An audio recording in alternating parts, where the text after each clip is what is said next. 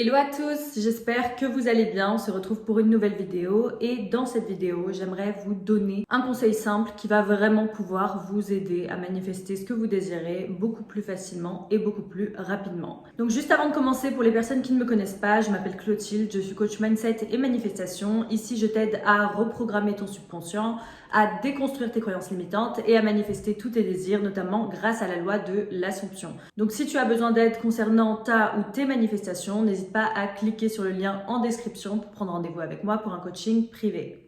Donc le conseil que je voulais vous partager aujourd'hui, alors c'est un conseil qui va vous paraître assez simple, assez basique, et vous allez peut-être vous dire, du coup oui, c'est logique, c'est comme ça qu'on manifeste, mais c'est quelque chose qui, je pense, peut pour certains d'entre vous, vous faire avoir un véritable déclic. Donc restez jusqu'à la fin de cette vidéo pour bien comprendre le conseil en question et l'appliquer au quotidien.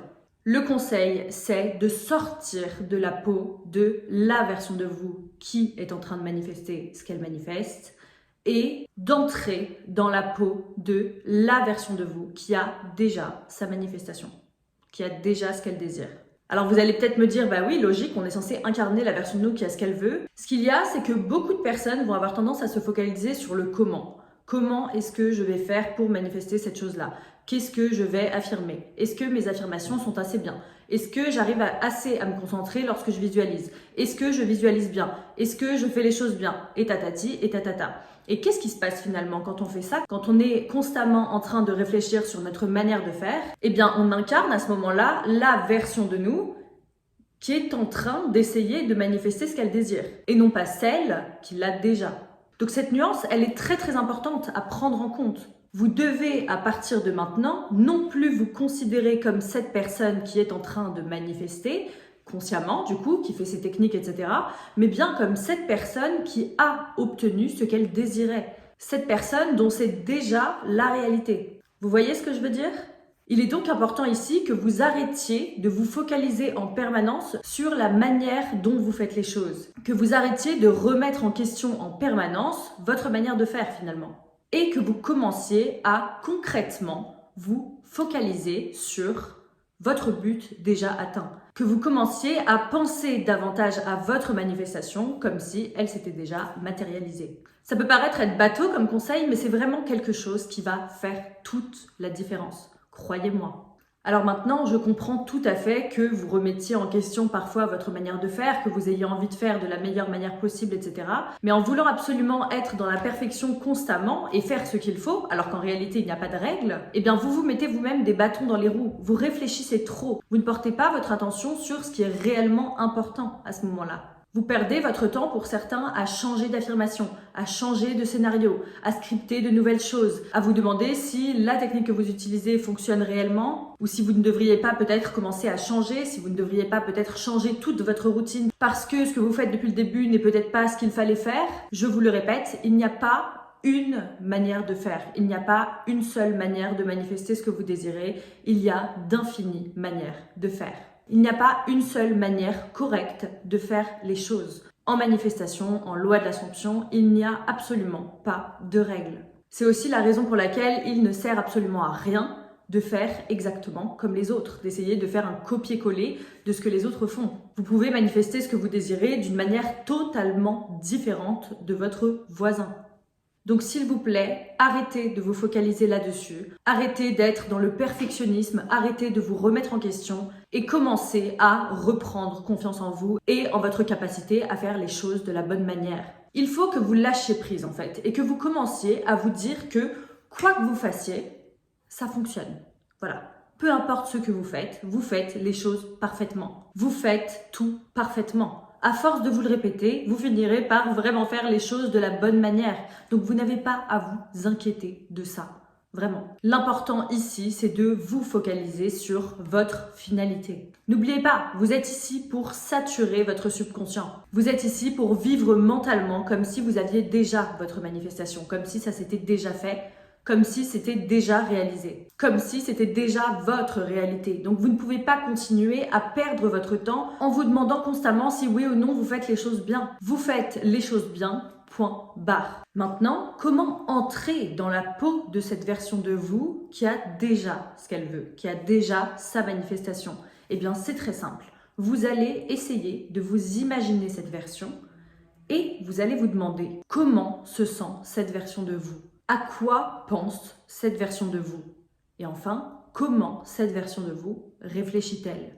Vous allez essayer en fait de vous mettre dans le cerveau de cette version de vous qui a déjà ce qu'elle désire en vous l'imaginant dans votre tête. Une fois cela fait, vous allez commencer à penser à partir de cette version-là. Vous voulez manifester par exemple le mariage avec votre personne spécifique, commencez à penser comme une personne mariée. Vous ne pouvez plus à ce moment-là vous permettre de penser comme une personne célibataire. Vous êtes désormais marié. Alors, quelles sont vos pensées? Et comment vous sentez-vous en tant que personne mariée? Comment réfléchissez-vous en tant que personne mariée? Vous pouvez, pour aller plus loin également, vous demander comment agissez-vous désormais en tant que personne mariée. Bien évidemment, vous n'avez pas besoin d'agir comme si vous aviez déjà votre manifestation dans la matière, puisque je vais vous redonner un petit peu l'exemple de l'argent. Ce n'est pas parce que vous manifestez d'être millionnaire que vous allez commencer à dépenser je ne sais combien chaque jour alors que vous n'en avez pas forcément les moyens, d'accord? Ce n'est pas parce que vous manifestez votre personne spécifique, le fait d'être en couple avec, d'être marié avec, que vous allez lui parler comme si c'était déjà le cas, alors que peut-être que vous êtes actuellement en embrouille dans la 3D. Mais vous pouvez tout à fait vous demander comment agirait cette version-là. Imaginez ce que cette version-là ferait. Parce que c'est quelque chose qui va pouvoir vous donner certaines indications.